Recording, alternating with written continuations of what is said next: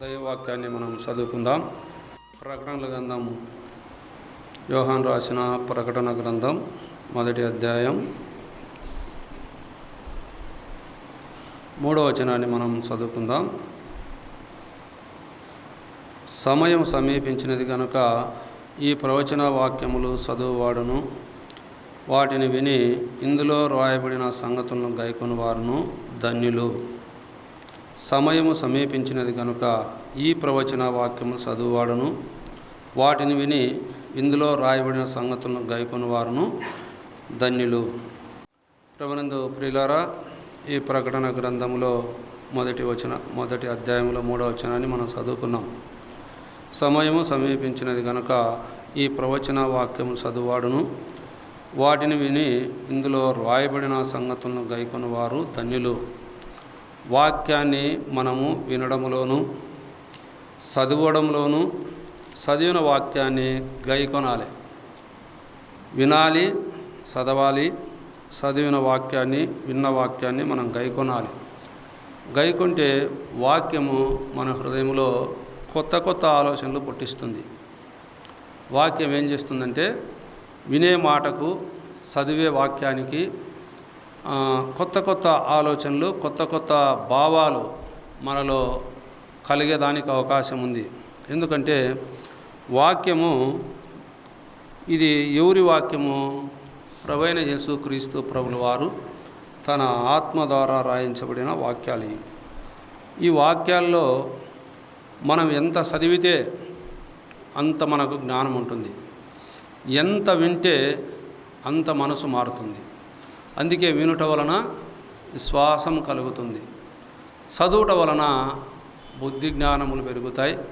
అది మనకు హృదయానికి ఎంతో దోహదపడుతుంది, మన నడవడికు, మన ప్రవర్తనకు దోహదపడుతుంది. అందుకే ఆ వాక్యాలు ఎప్పుడు కూడా మనం చదువుకోవాలి. బైబిల్ను ఎప్పుడు కూడా చదువుకోవడమే కాక అవకాశం మనకి ఆడ ఉంటే ఆడ వినడానికి సమయాన్ని అనుకూలపరచుకోవాలి.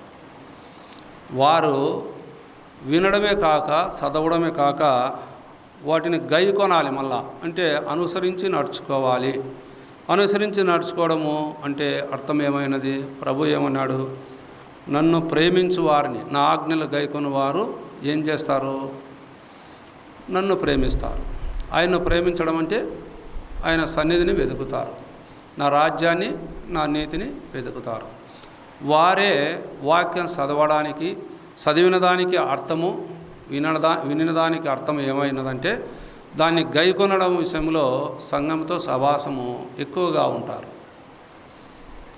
వారిలో కొత్త కొత్త ఆలోచనలు పుడుతుంటాయి, కొత్త కొత్త జీవితాలు మొలకెత్తుతూ ఉంటాయి, కొత్త స్వభావము వారిలో కనబడుతుంది.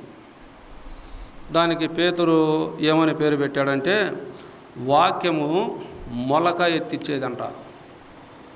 వాక్యం ఏం చేస్తుంది? మనసులో కొత్తగా మొలకెత్తిస్తుంది. అంటే మొలకెత్తడం అంటే విత్తనములో నుంచి మొలక ఎలా వస్తుంది? వాక్యములో నుంచి. అంటే ఆయన ఇత్తే విత్తనములో మొలక రావాలంటే ఆ మొలక ఆయన వాక్యంలోనూ, ఆ వినడంలోనూ, చదవడంలోనూ అది ప్రత్యేకించబడుతుంది. అందుకే 1 పేతురు పత్రికలో ఆయన ఏమంటాడు? 1 పేతురు పత్రిక 1వ అధ్యాయంలో 22వ వచనం మనం చదువుకుందాం. మీరు క్షయబీజము నుండి కాక శాశ్వతమగు జీవగల దేవుని వాక్య మూలముగా అక్షయ బీజము నుండి పుట్టింపబడిన వారు అన్నాడు. చూడండి, ఆయన ఏమన్నాడంటే మీరు క్షయబీజము నుండి కాక శాశ్వతమగు జీవగల దేవుని వాక్య మూలముగా అక్షయ బీజం నుండి పుట్టింపబడిన వారు, అక్షయ బీజం నుండి పుట్టింపబడిన వారు అని ఇక్కడ అపోస్తులైన పేతురు ఎంతో ఆయన తన అనుభవంలో చెప్పిన మాట. ఈ మాటలు మనం అన్న ద్వారా ఎన్నోసార్లు విన్నాము. అయినా వాక్యం ఎలా ఉంటుంది? అక్షయ బీజం. అక్షయ బీజం ఏది? అది మనం ఆలోచన చేస్తే అక్షయ బీజము మనకి ఎక్కడ దొరుకుతుంది? దేవునిలో మనము వేటి కొరకు మనం ఎదురు చూస్తున్నాం? క్షయమైపోయే వాటి వరకు మనం ఎదురు చూడలేదు. అదే మాటే విశ్వాసం అన్నది నిరీక్షింపబడు వాటి యొక్క నిజ స్వరూపమును, ఆ మాట మనకు హెబ్రీయులకు రాసిన పత్రికలో మనకు కనపడుతుంది కదా 11వ అధ్యాయంలో. విశ్వాసమున్నది నిరీక్షింపబడు వాటి యొక్క నిజ స్వరూపమును అదృశ్యమైనవి ఉన్నవాటుకు రుజువునై ఉన్నవి అంటాడు.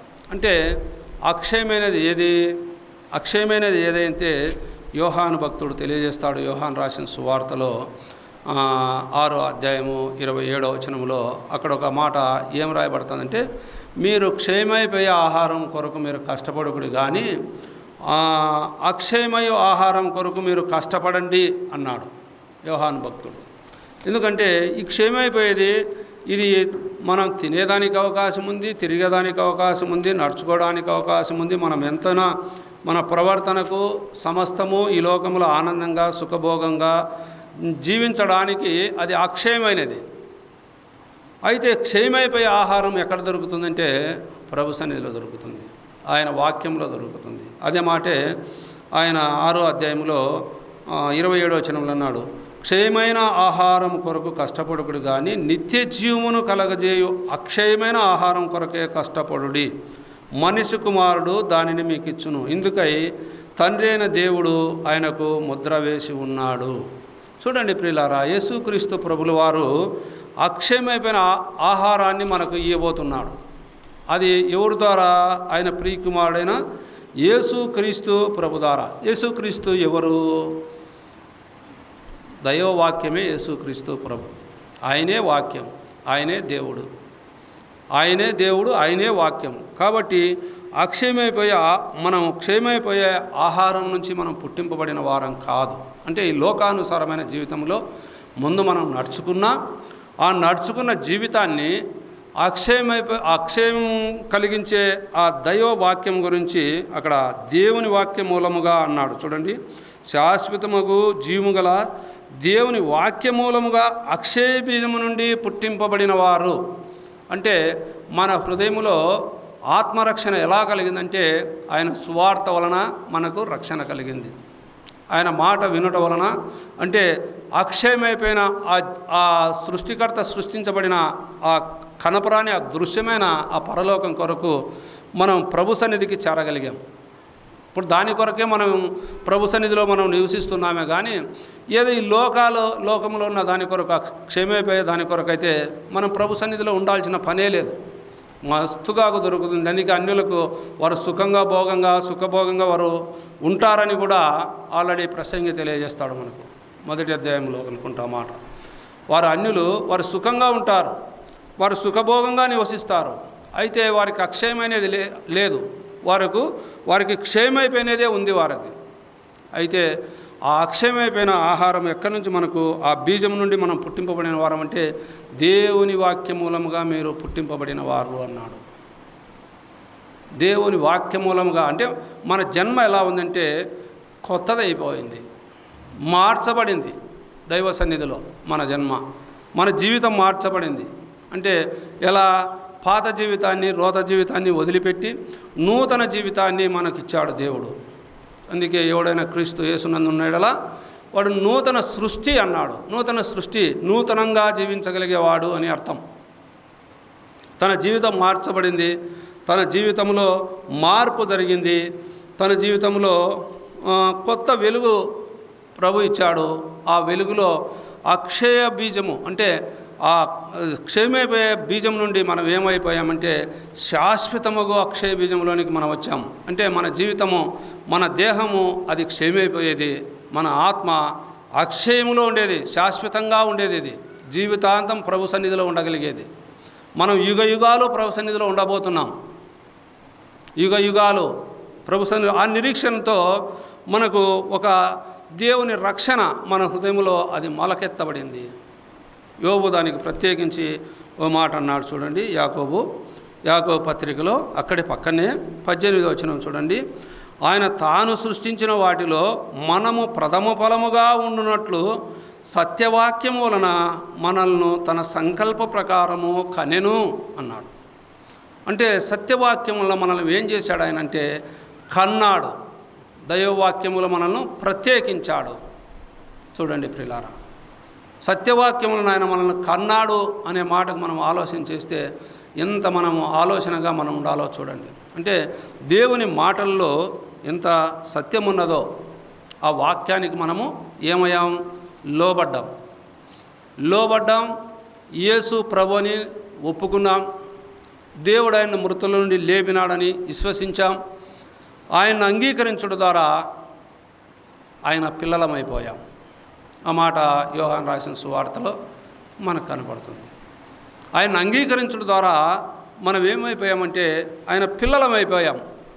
యోహాను రాసిన సువార్త 1వ అధ్యాయం 12-13 వచనాల్లో అక్కడ తన్ను ఎందరు అంగీకరించెదరో అంటే ఎవరైతే యేసుక్రీస్తు ప్రభుని హృదయమారా వారి హృదయముల కార్యం జరిగి వారు ఒప్పుకొని, ప్రభువా నా పాపాలు క్షమించు, నీ రక్తంలో నన్ను కడిగి నీ బిడ్డగా చేసుకో అని ఎప్పుడైతే నీ హృదయంలో నీకు రక్షణ కార్యం జరిగిందో అప్పుడు నువ్వు ఏమైపోయావంటే దేవుని పిల్లలు అయిపోయారు. అక్కడ ఓ మాట ఉంది చూడండి, యోహాను రాసిన సువార్తలో 1వ అధ్యాయంలో చూడండి 12వ వచనం, 1వ అధ్యాయం 12వ వచనంలో, తన్ను ఎందరు అంగీకరించెదరో వారికందరికీ అనగా తన నామమునందు విశ్వాసం ఉంచిన వారికి దేవుని పిల్లల కొట్టుకు ఆయన అధికారము అనుగ్రహించెను. వారు దేవుని వలన పుట్టిన వారే కానీ రక్తము వలనైనను శరీరేచ్ఛ వలనైనను మానుషేచ్ఛ వలనైనను పుట్టినవారు కారు అన్నాడు. చూడండి, యాకోబు ఏమన్నాడు? ఆయన సత్యవాక్యములను మనల్ని ఆయన దయా సంకల్పం చొప్పున మనల్ని కన్యాడు ఆయన వాక్యములో. ఇక్కడ ఏమన్నాడు? వారు దేవునిలో పుట్టిన వారే కానీ రక్తము వలనైనను శరీరేచ్ఛ వలనైనను మానుషేచ్ఛ వలనైనను పుట్టినవారు కారు అన్నాడు. చూడండి ప్రియులారా, అంటే ఎంత గొప్ప భాగ్యము దేవుడు ఆయన వాక్యంలో మనకిచ్చాడో. అంటే ఆ వాక్యాన్ని చదువుట ద్వారా, ఆ వాక్యాన్ని వినుట ద్వారా, ఆ వాక్యాన్ని గైకొనుట ద్వారా దేవుడు మనకు ఎంత ధన్యకరమైన జీవితం ఇచ్చాడంటే ప్రభుతో ఆయన సన్నిధిలో ఉండగలిగే భాగ్యం, ఆయనతో ఉండగలిగే భాగ్యం, ఆయన మాటలు వినగలిగే భాగ్యం, ఆయన మాటను గైకొనగలిగే భాగ్యం, మనకెంత ధన్యత, ఆయన పని చేయగలిగే భాగ్యం. చూడండి ప్రియులారా, అయితే ఈ లోకంలో ఒక యజమానుని కింద ఉద్యోగాలు చేస్తూ ఉంటారు. వారికి ఏం కలుగుతుంది? ఈ లోకంలో క్షేమైపోయే ఉద్యోగంలో జీతం ఇస్తారు. అయితే మన ప్రభు మనం చేసే పనిలో మన జీతం ఎక్కడుంది? పరలోకంలో ఉంది. అది అక్షయమైనది, కంటికి కనపరానిది. అందుకే తిమోతి పత్రికలో తిమోతి అన్నాడు కదా, నా పరుగు తుదముట్టించింది, నా విశ్వాసం కాపాడుకుంటుని, నా కొరకు నీతి కిరీటం ఉంచబడి ఉన్నది. ఒక విశ్వాసం. ఆయన అన్న మాట ఇంకో మాట ఏం మాట అంటే చూడండి, ఫిలిప్పీలకు రాసిన పత్రికలో అపోస్తలుడైన పౌలు అన్న మాట, ఫిలిప్పీలకు రాసిన పత్రిక 3వ అధ్యాయం 10వ వచనంలో ఏముందంటే, ఏ విధము చేతనైనను మృతుల్లో నుండి నాకు పునరుత్థానము కలగవలెనని ఆయన మరణ విషయంలో సమానుభవం గలవాడనై ఆయన పునరుత్థానమును ఎరుగు నిమిత్తము ఆయన శ్రమల్లో పాలివాడనగుట ఇట్టిదో వెరుగు నిమిత్తము అన్నాడు. చూడండి, ఏ విధము చేతనైనా మరణంలోంచి పునరుత్థానం కావాలని ఆయన ఎంతగా సమస్తమును నష్టపరుచుకుని వాటిని పెంటతో సమానంగా ఎంచుకున్నాను అన్నాడు. ఈ లోకంలో ఈ 2 గంటల సేపు సంపాదించే ఆధిక్యము మన జీవనానికి సరిపోతుందా? చాలదు. ఉదయం నుంచి నువ్వు సంపాదించినది ఈ 2 గంటల్లో సంపాదించే ఆధిక్యం నీ కుటుంబానికి నీకు సరిపోతుందని నువ్వు ఆశపడితే నీకు ఆశ నిరాశ అవుతుంది. ప్రభువుని అడగకుండా తెల్లవారులు ఓడలో వారు సముద్రంలో చేపలు పట్టేకి వెళ్ళారు. వారికి ఏమీ దొరకలే, ప్రభు లేడు వారితో. అయితే ప్రభు వచ్చిన తర్వాత ప్రభు మాట చొప్పున జరిగించిన వాడు విస్తారమైన చేపలు పట్టగలిగాడు. ఈ 2 గంటల సమయంలో నువ్వు సంపాదించేది నీకు ఏ దానికి ఉపయోగపడదు. ప్రభు ఆయన మరణించి సమాధి చేయబడి తిరిగి లేచిన తర్వాత కూడా ఆయన అన్నమాట వారికి ఒక చేప కూడా దొరకలేదు. తినడానికి ఏమైనా ఉందా అని అడుగుతాడు ప్రభు. అంటే ఏమీ దొరకలేదు ప్రభు అంటాడు. ఆయన ఏం చేస్తాడు? అక్కడ చేపలు అవన్నీ మంట వేసుకొని కాల్చి వారికి ఆహారంగా చూపిస్తాడు. ఇప్పుడు వెళ్ళండి అంటాడు. ఇప్పుడు వెళ్ళండి అంటే వారు అప్పటికి వెళ్ళినప్పుడు 153 చేపలు, అవి మంచి చేపలు పడినట్లు మనకు అక్కడ యోహాను రాసిన సువార్త 24వ అధ్యాయంలో మనకు కనపడుతుంది. 23వ అధ్యాయం 24వ అధ్యాయం చూడండి, అంటే ఈ 2 గంటల సమయాన్ని ఎంతగా మనం ఆలోచన చేస్తున్నామో సంపాదన కొరకు దేవుని సమయాన్ని దేవునికి ఇక మనం నష్టపోయేది ఎక్కువ ఉంటుంది, కానీ శ్రమ ఎక్కువ ఉంటుంది, మనకు ఆధికం ఉండదు. అది ఎవరు తెలుసుకోరు. శ్రమ ఎక్కువ ఉంటుంది, ఆధికం ఉండదు. ఈ 2 గంటల సమయంలో దేవునికిచ్చే స్థలం, దేవునికిచ్చే సమయము దేవునికిస్తే ఆయన అప్పుడు ఏం చేస్తాడు? మనతో ఉంటాడు. అక్కడ జరగవలసిన పని ఏమిటో ఆయనకు తెలుసు. ఆ పని ఆయన జరిగిస్తాడు. నువ్వు ఈడుంటే అక్కడ పని జరుగుతుంది, నీ కార్యం. అందుకే అంటాడు కీర్తనకారుడు, నా కార్యము సఫలపరచు దేవునికి నేను కృతజ్ఞతాస్తుతులు చెల్లిస్తున్నానంటాడు. కార్యాలు ఎక్కడ జరుగుతాయి? దేవుని సన్నిధిలో జరుగుతాయి.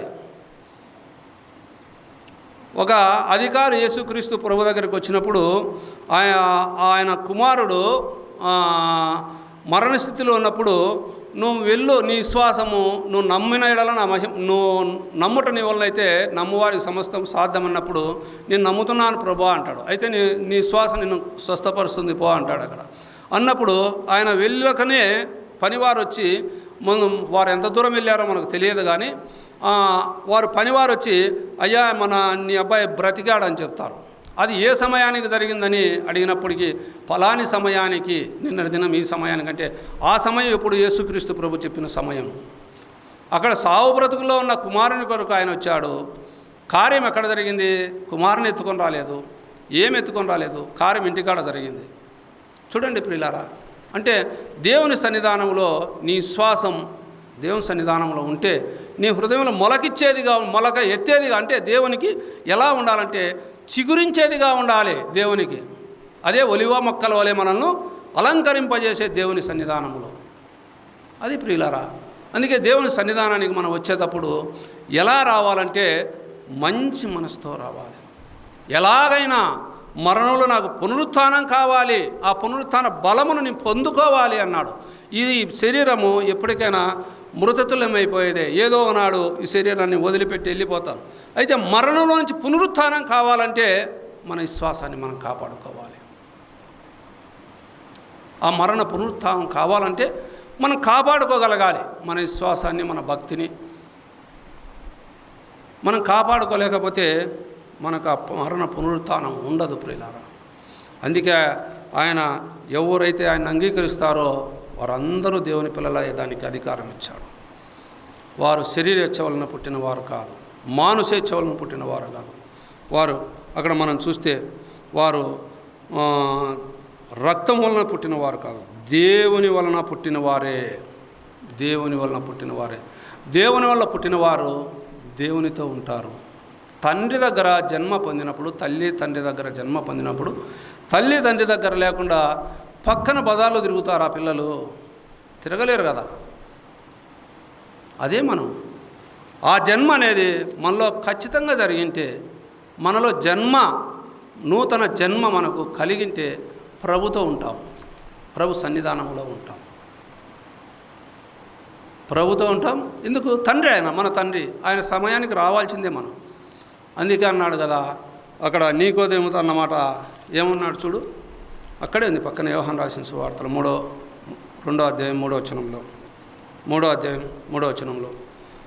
అందుకు యేసు అతనితో, ఒకడు కొత్తగా జన్మించితేనే కానీ అతడు దేవుని రాజ్యంను చూడలేడని నీతో నిశ్చయముగా చెప్పుచున్నాను అన్నాడు.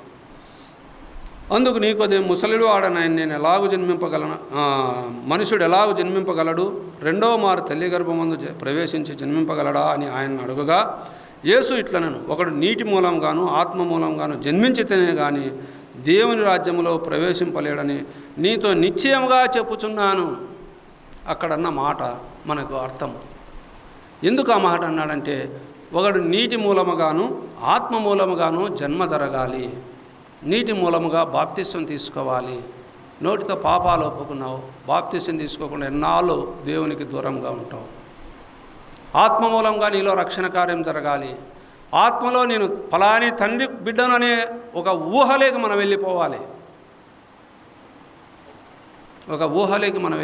అదే ఆత్మ రక్షణ. చూడండి ప్రియులారా, అందుకే కొత్తగా జన్మ కావాలి. మొలకెత్తిచ్చేది వాక్యం మొలకెత్తిచ్చేది. నీలో ఆ మొలక అనేది కరెక్ట్గా జరిగింటే దేవుడు నిన్ను ఒలివ మొక్కల వలె దేవుని సన్నిధిలో ఉంచుతూనే ఉంటాడు. దేవుని వాక్యము ఇంకో మాట కూడా ఉంది, నిజస్థితిని చూపించేది అని. ఆ మాట మనకు యాకోబు భక్తుడు మనకు తెలియజేస్తాడు. చూడండి, యాకోబు రాసిన పత్రికలో 1వ అధ్యాయంలో 23వ వచనం మనం చదువుకుంటే, ఎవడైనను వాక్యమును వినువాడై ఉండి దాని ప్రకారం ప్రవర్తింపని వాడైతే వాడు అద్దములో తన సహజముఖమును చూసుకొని మనిషిని పోలి ఉన్నాడు. వాడు తన్ను చూసుకొని అవతలికి పోయి తాను ఎట్టివాడో వెంటనే మర్చిపోవును కదా. అయితే స్వతంత్రమునిచ్చు సంపూర్ణమైన నియమంలో తేరి చూచి నిలుగుగా వాడెవడో వాడు విని మరచువాడు కాక క్రియను చేయువాడై ఉండి తన క్రియలో ధన్యుడగును. చూడండి ప్రియులారా, వాక్యాన్ని వింటున్నాం, వాక్యాన్ని మనము చదువుతున్నాం, వింటున్నాం అనే దానికి గుర్తు మనము ఏమున్నదంటే అక్కడ తేరి చూసి నిలకడగా ఉండువాడు ఎవడో వాడు విని మరచువాడు కాదు, క్రియను చేస్తాడు. వాడు క్రియను చేయవాడే ఉండి తన క్రియలో ధన్యుడవుతాడు. క్రియను జరిగించాలంటే ఏం చేయాలి? ప్రభుతో ఉండాలి, ప్రభు సన్నిధికి రావాలి, ప్రభు సన్నిధానంలో ప్రభు పనిలో పాలుపంపులు పొందగలగాలి. నీ చేతనైన పని నీ శక్తి వంచన లేకుండా చేయమన్నాడు ప్రసంగి. నీ చేతన ఏ పని అయితే సరే, నువ్వు కసువు దొబ్బగలవా, నువ్వు కుర్చీలు వేయగలవా, లేదు నువ్వు ఏదైనా ఒక పని, నీ చేతనైన పని. మైకులు ఆన్ చేయలేరు, వచ్చి కిటికీలు తీయలేరు, లాస్ట్కు కిటికీలు వేయలేరు. ఎందుకు? నిన్ను రక్షించుకున్నది ప్రభు. నీ క్రియ చూడాలని, నీ క్రియ చూడాలని. నువ్వు వాక్యం వింటున్నావే, వాక్యం వింటున్న నీకు ఏమి నువ్వు పని చేస్తున్నావు? వాక్యం విన్నదానికి. ఒక యజమానుడు పని చెప్తుంటే ఆ పని నువ్వు చేయకుండా ఎలా ఉంటావు? సరైన సమయానికి రారు దేవుని సన్నిధికి. పాటలు అయిపోయి ముందరగా వచ్చేవాళ్ళు ఉన్నారు, పాటలు ఒక పాట జరిగినాక వచ్చేవాళ్ళు ఉన్నారు, 2 పాటలు జరిగినాక వచ్చేవాళ్ళు ఉన్నారు. కొంతమంది ఆరాధన జరిగేటప్పుడు వస్తున్నారు, కొంతమంది రొట్టె పంచేటప్పుడు వస్తున్నారు. చూడండి ప్రియులారా, ఈడ ప్రార్థన మొదలు ఆఖరి ప్రార్థన ఆమెన్ అని అనకనే పెళ్ళ తగ్గుకుపోతారు. నీ క్రియ ఏమి కనబడుతుంది? చూడండి ప్రియులారా, నువ్వు వాక్యం వింటున్నావా? విన్న వాక్యము దాని ప్రకారము ప్రవర్తింపని వాడు ఎలా ఉంటాడంటే అద్దములో తన సహజ ముఖమును చూసుకుని మనిషిని పోలి ఉన్నాడు. నీ ముఖం నువ్వు అద్దములో ఉన్నంతసేపే నీకు కనబడుతుంది, పక్కకపోతే నీ ముఖం నీకు కానరాదు. చూడండి, నీ ముఖమే నీకు కానరాదు. అయితే క్రియ జరిగిస్తూ ఉంటే నీ ముఖం నీకు ఖచ్చితంగా కనపడుతుంది. నేను దేవునిలో ఉన్నాను,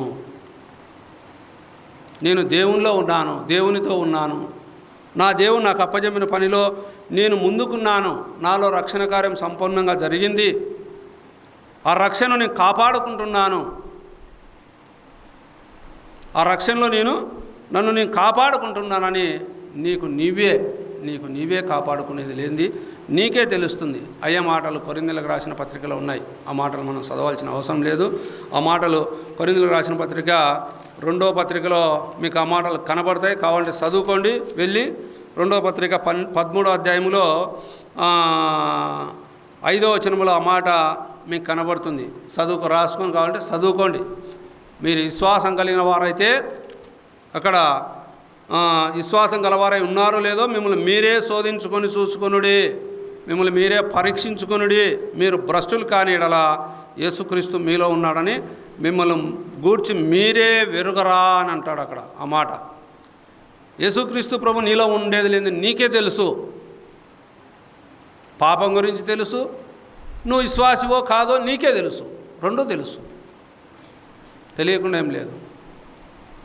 కాబట్టి ప్రియులారా, ఆయన వాక్యాన్ని మనం వింటున్నాం. విన్నవారు చాలామంది ఉన్నారు మనకు. చూడండి, లూకా రాసిన సువార్తలో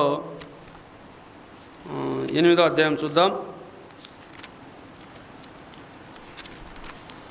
రాసుకునే వాళ్ళు ఉంటే రాసుకోండి, ఎందుకంటే సమయం తక్కువ ఉంది, వాక్యం ఎక్కువ ఉంది.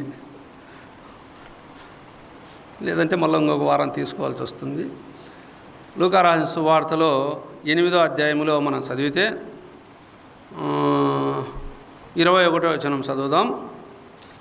అందుకు ఆయన దేవుని వాక్యమిని దాని ప్రకారం జరిగించు వీరే నా తల్లియు నా సహోదరులని వారితో చెప్పాను.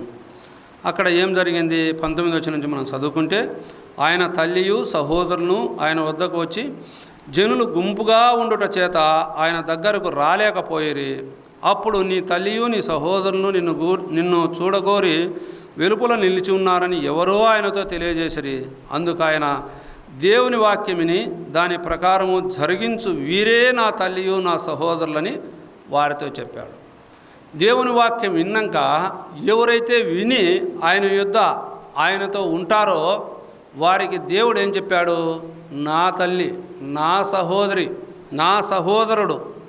చూడండి, ఏ మాటలు మనకు మూడు సువార్తల్లో ఉన్నాయి. మార్కు రాసిన సువార్తలు కూడా మనకి మాటలు ప్రత్యేకించి ఉన్నాయి. చూడండి, మార్కు రాసిన సువార్తలో 3వ అధ్యాయంలో 31వ వచనం నుంచి మనం చదువుకుంటే అక్కడ ఏ మాటలే, ఆయన సహోదరులను తల్లియు వచ్చి వెలుపల నిలిచి ఆయనను పిలువనంపిరి. జనులు గుంపుగా ఆయన చుట్టూ కూర్చుండిరి. వారు ఇదిగో నీ తల్లియు నీ సహోదరులను వెలుపల ఉండి నీకోసరం ఎదురు చూస్తున్నారని ఆయనతో చెప్పగా, ఆయన నా తల్లి నా సహోదరులు ఎవరని తన చుట్టూ కూర్చున్న వారిని కలయి చూసి, ఇదిగో నా తల్లియు నా సహోదరులను దేవుని చిత్తము చొప్పున జరిగించువాడే నా సహోదరుడును సహోదరియు తల్లియునని చెప్పాను. చూడండి ప్రియులారా, అక్కడ అంతమందిలో కూడా తల్లిని సహోదరులను సహోదరిని ఆయన వాళ్ళు కాదు, వీళ్ళే నా తల్లి నా సహోదరులు అన్నాడు. యేసుక్రీస్తు ప్రభు అన్న మాటలు, ఆ మాటలు మనల గురించి. ప్రభు అంటే మనం ఎంత అదృష్టవంతులమో మనం ఆలోచన చేసినట్లయితే ప్రియులారా. అందుకే ఏ మాటలు మళ్ళా మనకు మత్తయి రాసిన సువార్తలు కూడా మనకున్నాయి. ఏ మాటలు? మత్తయి రాసిన సువార్త 12వ అధ్యాయంలో కూడా ఈ మాటలు మనకున్నాయి. అక్కడ చూస్తే కొందరు అక్కడ ఉన్నవారు లోపలికి వచ్చే అవకాశం లేక అక్కడ ఉన్నవారంతా ఆయనకు చెప్పారు. అక్కడ కొంతమంది చెప్పారు. ఇక్కడైతే చూడండి, ఆయన జనసమూహంతో 46వ వచనం 12వ అధ్యాయం 46వ వచనం, ఆయన జనసమూహముతో ఇంకా మాట్లాడుచుండగా ఇదిగో ఆయన తల్లియు సహోదరులను ఆయనతో గోరుచు వెలుపల నిలిచుండిరి. అప్పుడు ఒకడు, ఇదిగో నీ తల్లియు నీ సహోదరులను నీతో మాట్లాడవలనని వెలుపల నిలిచి ఉన్నారని ఆయనతో చెప్పాను. అందుకు ఆయన తనతో ఈ సంగతి చెప్పిన వాని చూచి, నా తల్లి ఎవరు నా సహోదరులు ఎవరు అని చెప్పి తన శిశువుల వైపు చేయి చాపి, ఇదిగో నా తల్లియు నా సహోదరులను పరలోకమందున్న నా తండ్రి చిత్తము చొప్పున చేయువాడే నా సహోదరును నా సహోదరియు నా తల్లియునని చెప్పాను. చూడండి, ఆయన చేయి చాపి చెప్పాడు.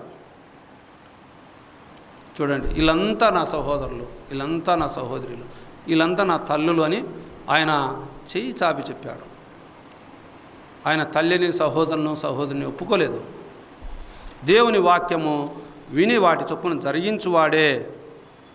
జరిగించువాడే నా తల్లి నా సహోదరుడు అని అన్నాడు. అందుకే మనకు మార్త గురించి మనకు తెలుసు. మార్త ఉత్తమమైన దాన్ని ఎన్నుకున్నదని మనము లూకా రాసిన సువార్తలో 10వ అధ్యాయంలో మనం చదువుకుంటాం. 10వ అధ్యాయం 41వ వచనంలో మనం చదువుకుంటే అక్కడ, అందుకు ప్రభు, మార్తా మార్తా, నీవు అనేకమైన పనులను గురించి విచారం కలిగి తొందరపడుచున్నావు, కానీ అవసరమైనది ఒక్కటే, మరి ఆ ఉత్తమమైన దానిని ఏర్పరచుకొనెను, అది ఆమె యొద్ద నుండి తీసివేయబడదని ఆమెతో చెప్పాను. నీ పనులు ఎన్నున్నా దైవవాక్యం కాడ కూర్చొని వినగలిగే మనస్సు కావాలి. ఆయన వాక్యాన్ని వినాలి, ఆయన వాక్యాన్ని చదవాలి, ఆయన వాక్యాన్ని గైకొనాలి, దాన్ని అనుసరించాలి, దాని చొప్పున జరిగించాలి. చూడండి ప్రియులారా, దాని చొప్పున జరిగించడం అంటే నువ్వు ప్రభు కొడుకుని ఎప్పుడు కూడా పోగొట్టుకోవు. లోక క్షేమైపోయే దాని కొరకు నువ్వు ఎంత ప్రయాసపడినా అది ఏదో ఒక రూపంగా నష్టపరుస్తూనే ఉంటుంది. అది లాభానికి సేటు రాదు. కాబట్టి దైవ సన్నిధిలో దైవవాక్యం కొరకు మనం ఎదురు చూడాలి. ఈ లూకా రాసిన సువార్తలోనే 11వ అధ్యాయంలో కూడా ఒక మాటలు ఉన్నాయి చూడండి. అక్కడ 28వ వచనములో ఆయన అవును కానీ దేవుని వాక్యమని దానిని గైకొని వారు మరీ ధన్యులని చెప్పాడు. ఎందుకు? 27వ వచనంలో ఆయన ఈ మాటలు చెప్పుచుండగా ఆ సమూహంలో ఉన్న ఒక స్త్రీ ఆయనను చూచి నిన్ను మోసిన గర్భమును నీవు కుడిచిన స్థలమును ధన్యములైనవని కేకలు వేసి చెప్పగా ఆయన అవును కానీ దేవుని వాక్యమును విని దానిని గైకొని వారు మరీ ధన్యులు అని చెప్పాడు. మరీ ధన్యులు. ఎందుకు? ఆ పైన అపవిత్రాత్మ వదిలిపోయిన మనిషిని గురించి చెప్పాడు. ఆ హృదయంలో ఖాళీ ఉండడాన్ని బట్టి ఆ అపవిత్రాత్మ అంతలకలు తిరిగి ఆ హృదయానికి మళ్ళా చేరి అంతకన్నా చెడ్డవైన 7 అపవిత్రాత్మలు అందులో చేర్చబడ్డాయి. చేర్చి అందులో వెంట పెట్టుకుని వచ్చి ఆ మనుషుల్లో చేర్చినప్పుడు వాని స్థితి ముందు స్థితి కన్నా కడవడి స్థితి చాలా చెడ్డదని పైన చెప్తుంటే అక్కడ ఇన్నవారు ఆ మాటలు ఆయన చెప్పుచుండగా ఆ జన సమూహములో ఒక స్త్రీ ఆయనను చూచి నిన్ను మోసిన గర్భము నీవు కుడిచిన స్తనములు ధన్యమైనవి అని కేక వేసినప్పుడు ఆయన అవి కాదు ధన్యములైనవి, ఆయన అవును కానీ దేవుని వాక్యముని దానిని గైకొని వారు మరీ ధన్యులని చెప్పాడు. దేవుని వాక్యము మనం వినగలిగే మనసు ఉండాలి దైవ సన్నిధిలో. మరి ఎలాగా దేవుని వాక్యం వైపు మనసు ఉంచుకోవాలి. మనసు ఉంచుకోవడమే కాదు, వినడమే కాదు, విన్న వాక్యానికి ప్రతిఫలం ఉండాలి. విన్న వాక్యాన్ని గైకొనగలగాలి. అప్పుడే ధన్యులు, అప్పుడే ధన్యులు. అందుకే అంటాడు ఆయన మత్తయి రాసిన సువార్తలో 7వ అధ్యాయంలో ఇంకో మాట అంటాడు చూడండి. 24వ వచనంలో కాబట్టి ఈ నా మాటలు విని వాటి చొప్పున చేయు ప్రతి వాడును బండ మీద తన ఇల్లు కట్టుకొనిన బుద్ధిమంతుని పోలి ఉండును. దేవుని మాటలు విని వాటి చొప్పున తన బండ మీద ఇల్లు కట్టుకోవాలి అన్నాడు. తన బండ మీద ఇల్లు కట్టుకుని వాడు బుద్ధిమంతుని పోలి ఉన్నాడు. బుద్ధి కలిగి నడుచుకునే వారంగా ఉన్నామో బుద్ధి లేక ఉన్నామో పరీక్షించుకుందాం. ఎందుకంటే బుద్ధి కలిగిన కన్యకలు, బుద్ధి లేని కన్యకలు మనకు మత్తయి రాసిన సువార్త 20వ అధ్యాయంలో మనకు కనబడతాయి. ఆ బుద్ధి కలిగిన కన్యకలేమో సిద్ధులలో నూనె తీసుకుని ఉన్నారు, సిద్ధంగా ఉన్నారు. బుద్ధి లేని వారు నూనె లేదు, దైవవాక్యం లేదు, దేవుని సన్నిధి లేదు, ప్రార్థన లేదు, ఆత్మ సహాయం లేదు, ఆత్మ నడిపింపదల లేదు, దేవుని వెంబడించే ప్రభావం వారికి ఆలోచనే లేదు. పెళ్లి కుమారుడు వస్తున్నాడు రండి అన్నప్పుడు పరిగెత్తుకుంటూ వస్తారు. ఆదివారం పరిగెత్తుకుంటూ వస్తారు, ప్రభు సన్నిధికి పరిగెత్తుకుంటూ వస్తారు. బలలో పాల్పంపులు పొందుతారు, కానుకలు వేస్తారు. యథాప్రకారంగా మళ్ళా వచ్చే ఆదివారం వరకు బైబిల్ కూడా తెరుస్తారో తెరచరో మనకు తెలియదు, దేవునికి తెలుసు. దేవునికి తెలుసు. ఆ బైబిల్ ఆ గుట్లో ఉంటుంది. మళ్ళీ ఆదివారం అయ్యాలకు 9 గంటలకి ఇంటికాడ టైం చూసుకొని వెళ్ళవాడతారు.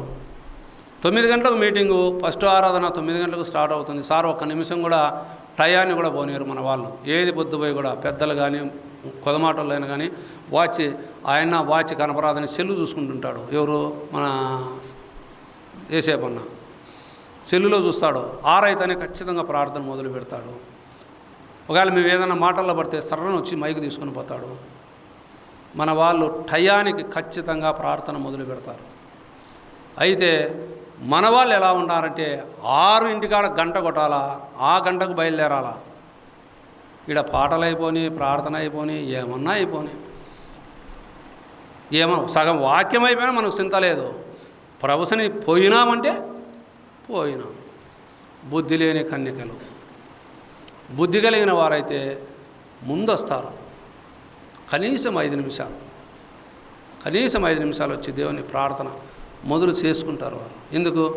దేవునితో ప్రభువా ఈ దినం నేను నీ సన్నిధికి వచ్చానయ్యా, నీ రోజంతా నన్ను కాపాడి నీ సన్నిధికి నడిపించుకున్నాను, నీ కృతజ్ఞతలు, నాకు ఈ దినం అవసరమైన వాక్యం నాకు దయచేయి అని ప్రభుని అడిగి నా పరిస్థితి నీకు తెలుసయ్యా, ముందు ఆయన ప్రభుని అడగాల. అది మాటలు కావాలా, నా పరిస్థితి నీకు తెలుసు, నా పరిస్థితిని నువ్వు సామరస్యంగా దాన్ని పరిష్కరించే శక్తి నీలో ఉంది, పరిష్కరించి నాకు నెమ్మది తెచ్చే నీ వాక్యంతో నాకు సమాధానంతో నన్ను ఇంటికి పంపేని ఒకరన్నా ప్రార్థన చేసుకుంటున్నామా? నీ సమాధానంతో నన్ను ఇంటికి పంపి. ప్రభు సన్నిధికి వచ్చి పెల రావడం, మగం కడుక్కునేంత టైం కూడా మనకు అవకాశం లేదు. మగం కడుక్కొని మేకప్ వేసుకునేంత టైం కూడా లేదు. చాలా ఆలోచన చేసుకోవాలి ఈ విషయం. అప్పటికి బుద్ధి కలిగిన వారము, బుద్ధి లేని వారము మనకు మనమే పరీక్షించుకుందాము. ఇది నీకే కాదు, నాకు కూడా, ఎవరికైనా సరే, అందరికీ వాక్యం చెప్పే నాకు, వినే మీకు. అందుకే నిన్ను గురించి నువ్వు బోధన గురించి నువ్వు జాగ్రత్త పడువు, జాగ్రత్తగా కలిగి ఉండము, జాగ్రత్త కలిగి ఉండాలి. చూడండి ప్రియులారా, అందుకే దైవవాక్యం నిజస్థితిని చూపిస్తుంది. నీలో నిజస్థితి ఏముందో ప్రభు సన్నిధిలో కనబడుతుంది. విశ్వాసులు కనబడుతుంది, నీ పరిచర్య కనబడుతుంది, నీ పని కనబడుతుంది, నువ్వు ఏ సమయానికి వస్తున్నావో కనబడుతుంది. నీలో రక్షణ కార్యం జరిగింటే నీ నిజస్థితి చూపించాలి ప్రభు సన్నిధిలో. నిజస్థితిని చూపించినప్పుడే నువ్వు ధన్యునివి, ధన్యురాలవు. చూడండి ప్రియులారా, దైవవాక్యము మనతో మాట్లాడుతుంది. దైవవాక్యము శుద్ధీకరించేది దేవుని సన్నిధానములో. అందుకే మనకు అపోస్తులైన పౌలు ఎఫెసీయులకు రాసిన పత్రికలో మనకు ఆ మాటలు రాయించాడు కదా. 5వ అధ్యాయంలో, ఎఫెసీయులకు రాసిన పత్రిక 5వ అధ్యాయంలో, నీ నిజస్థితి కనపరావాలని, నువ్వు దేవుని సన్నిధానంలో ఉండాలని ఆయన ఎంతగా ఇష్టపడుతున్నాడు. నువ్వు మొలకెత్తే విధంగా, మొలకెత్తిన ఒక మొక్క మొలకలోనే అట్లే అణిగిపోదు కదా. మొలకెత్తిన మొలక పెరుగుతుంది, చెట్టు అవుతుంది, పూలు పూస్తుంది, విత్తనాలు ఇస్తుంది. అది ఎంతో ఉపయోగకరంగా ఆ మొలక ఉపయోగపడాలి. ఆ ఉపయోగపడాలంటే ఎరువు కావాలి దేవుని సన్నిధానంలో. ఆ ఎరువే మన ప్రభువైన యేసుక్రీస్తుల వారు, ఆయన వాక్యం.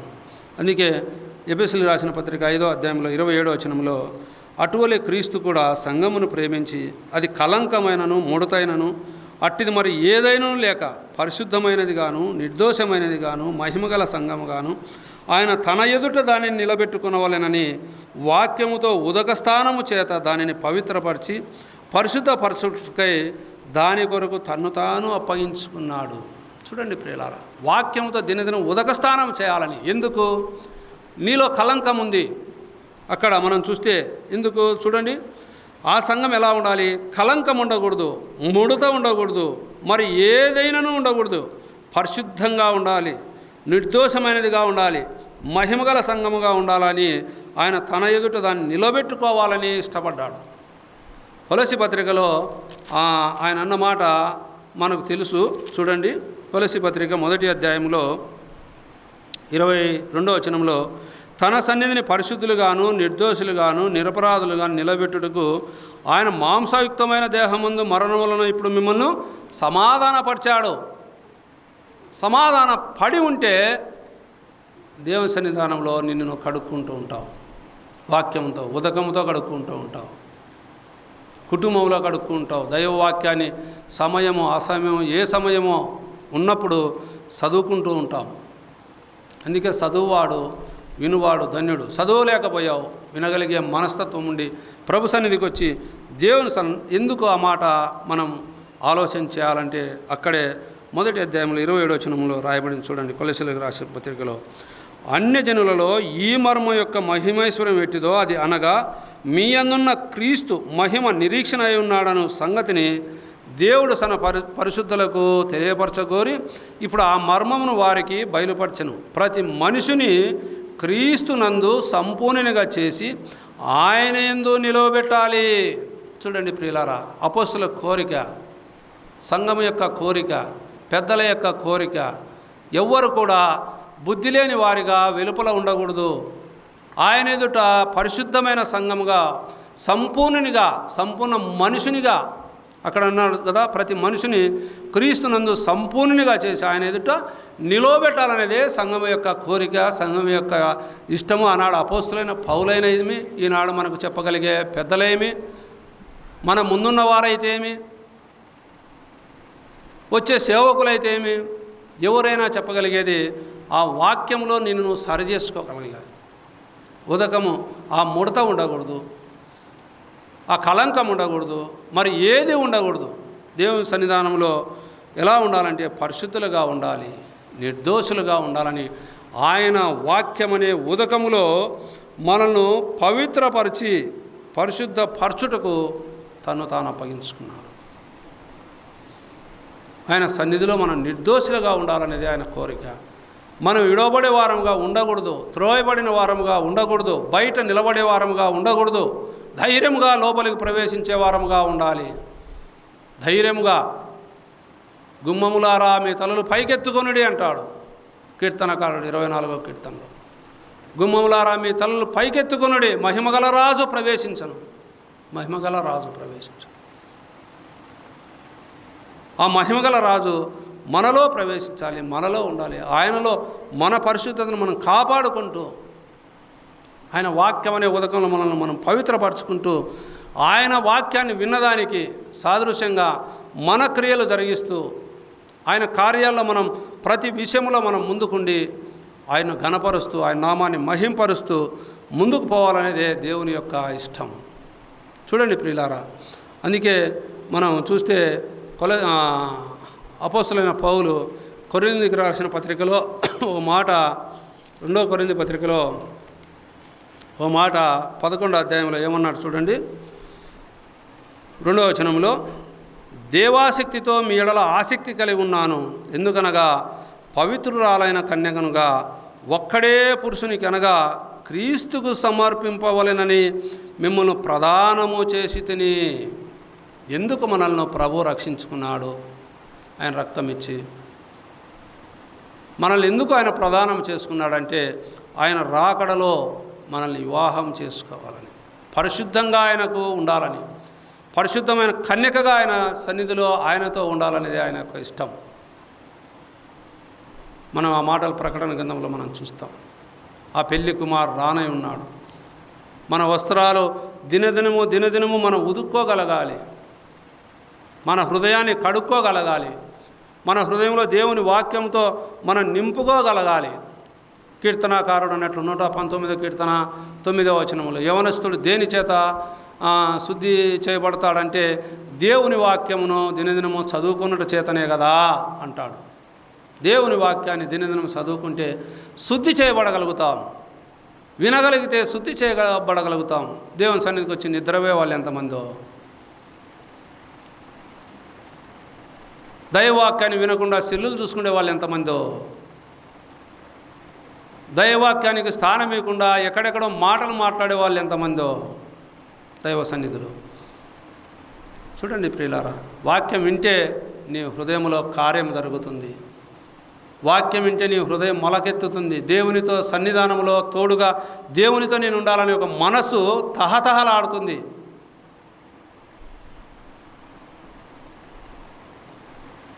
కీర్తనకారుడు ఒకసారి ఒక మాట అంటాడు కదా, నా హృదయము మండుతుంది అని. ఆ మాట ఏమన్నా ఉంది? హృదయంలో మంట కలగాలి దేవుని సన్నిధానం ఉంటే. ఆ ఆలోచన మనలో ఉండాలి. సమయం అయిపోయే కొద్దీ మనసు తహతహలాడాలి దేవుని సన్నిధికి పోవాలని. సమయం ఉంటుంది. నీ వాచ్ ప్రతి ఒక్కరికి చెల్లులు ఉన్నాయి, వాచ్లు ఉన్నాయి, ఇంట్లో గడియారాలు ఉన్నాయి. సమయం అవుతుంది, దిక్కు తెలియని స్థితిలో ఉన్నారు, ఏమి లేని నిర్లక్ష్యం చేస్తున్నారు. నీ పనులు ఎన్నెన్నట్టు పక్కన పారేసి పరిగెత్తుకుంటా దేవుని సన్నిధికి వచ్చినప్పుడు దేవుడు నీతో ఉంటాడు. దేవుడు నీతో ఉంటాడు. ఆ పని ఆడ జరిగిస్తాడు ఆయన. ఆ గ్రహింపు మనలో ఉండాలి.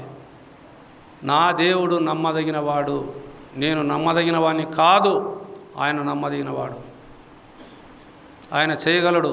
ఈ పని చేయుటకు ఆయన సామర్థ్యం కలిగిన వాడు. ఈ భూలోకంలో ఆయనకు అసాధ్యమైనదంటూ ఏమీ లేదు, ఏమీ లేదు. ఆ నమ్మకం మనకు ఉండాలి. ఆలస్యం జరగచ్చునేమో, అప్పుడే వెనకమడి జరగకపోవచ్చును, ఆలస్యం జరగచ్చు, అయినా జరుగుతుంది. ఒక నిరీక్షణ,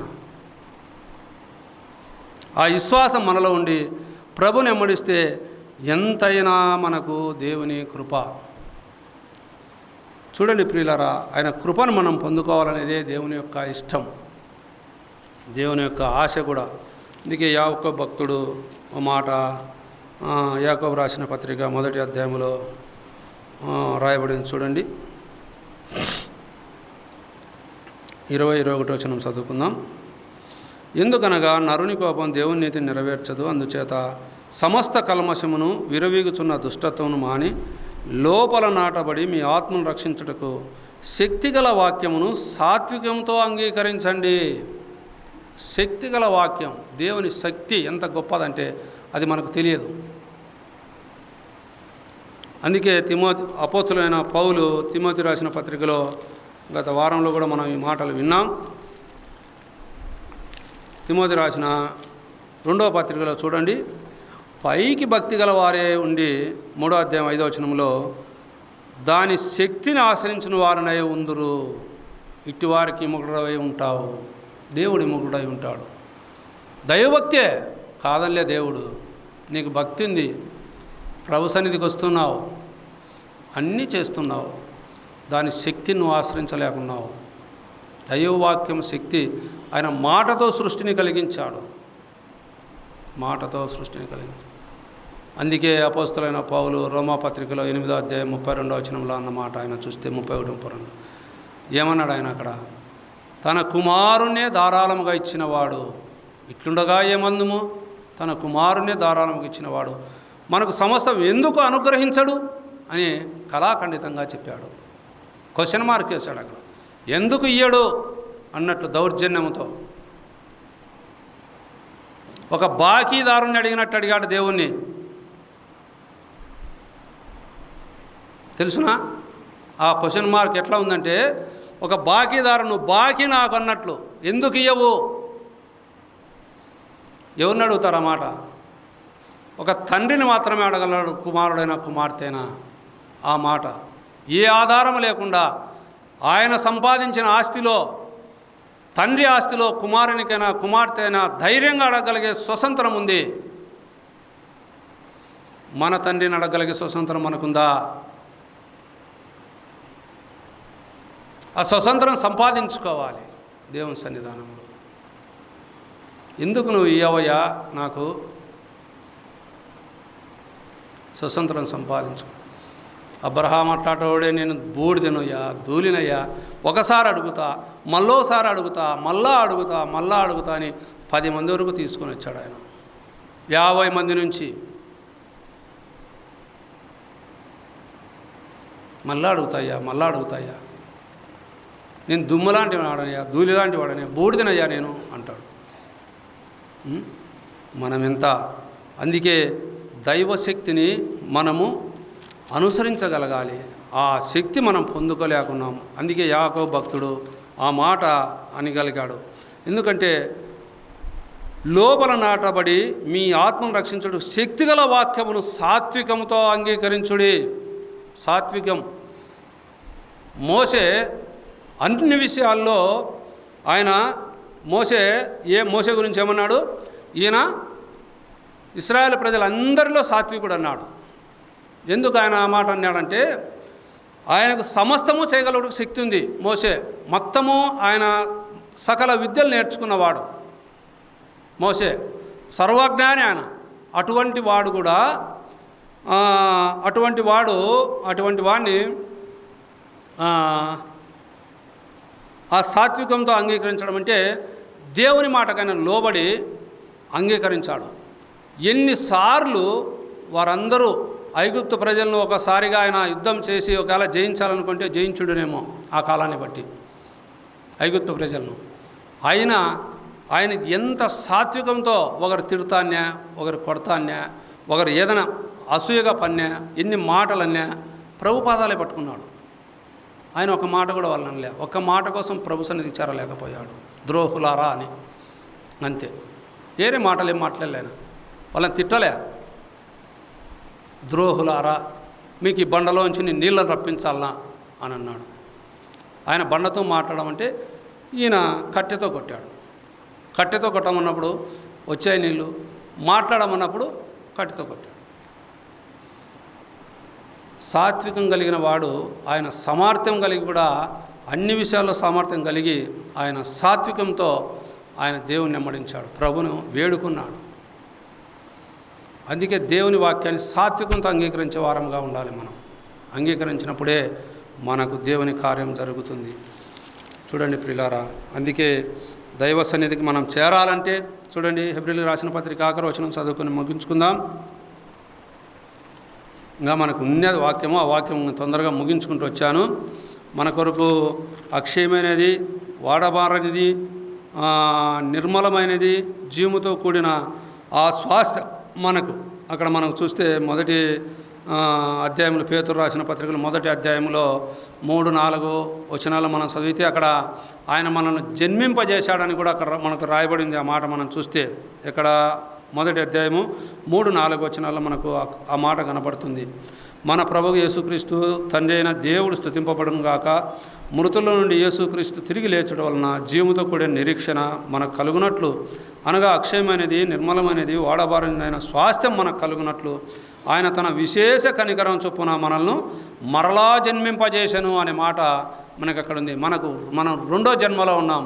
మన మొదటి జన్మ మన పాపాలు అన్నీ కడగబడ్డాయి. అది నీ విశ్వాసంలో నీలో ఉంది. ఆ పాపంలో తిరిగి నువ్వు మళ్ళా ముందుకు వెళితే, ఆ పాపంలో నువ్వు తిరిగి వెళితే ఫిలిప్పీయులకు రాసిన పత్రికలో ఒక మాట ఉంది, కుక్క తన వాంతికి తిరిగినట్లు అని. అటువంటి స్థితిలో మనం పడినట్లే, నువ్వైనా నేనైనా ఏమైనా కానీ. కాబట్టి అటువంటి స్థితిలోకి వెళ్లకుండా ఉండాలనేదే దేవుని యొక్క ఇష్టం. కొత్త జన్మ మనకు కలిగింది.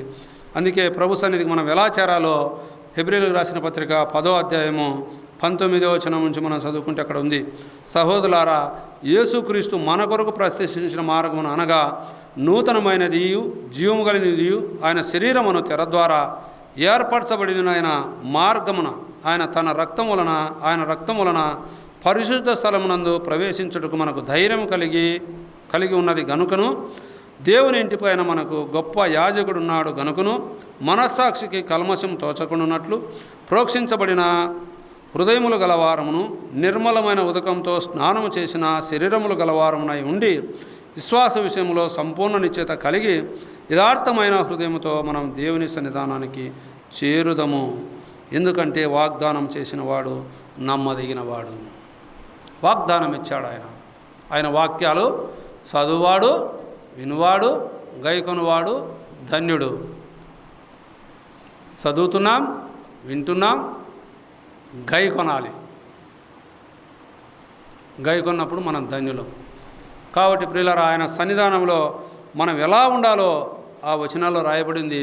ఇంటికి వెళ్ళి చదువుకోండి. హెబ్రీ రాసిన పత్రికలో మనం దేవుని సన్నిధానానికి నిర్మలంగా చేరగలగాలి. ఆ ధైర్యం మనకుంది. దేవుని సన్నిధానానికి మనం ధైర్యంతో చేరాలి అన్నాడు. ఆ ధైర్యం కలిగి ఉన్నది గనుక అన్నాడు. మనకు గొప్ప ప్రధాన యాజకుడు ఉన్నాడు గనుక అన్నాడు.